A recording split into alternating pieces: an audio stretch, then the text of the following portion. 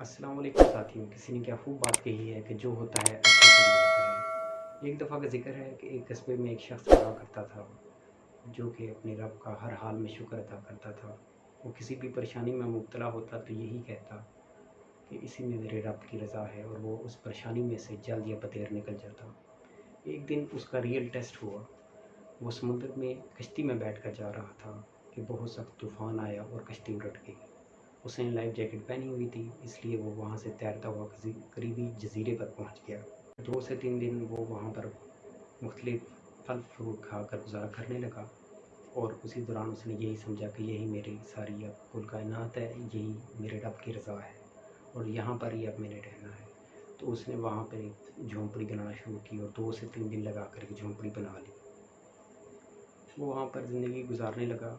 चंद दिन गुजरे ही थे कि रात का पहर था और हवा चलने लगी और तेज़ बारिश शुरू हो गई, और वो बारिश से लुत्फ़अंदोज़ होता हुआ बाहर अपनी झोंपड़ी से निकल आया। थोड़ा सा दूर साहिल समुद्र की तरफ जाकर बारिश से लुत्फ़अंदोज़ होने लगा, और इसी दौरान एक बिजली कड़की और उसकी झोंपड़ी को आग लग गई।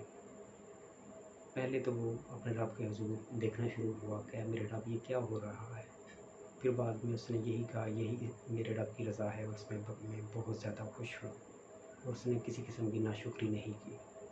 इसी दौरान उसको करीब से आवाज़ें आने लगी कि वहाँ कौन है, कौन है, कौन है। वो भागता हुआ आवाज़ किसी पलटा।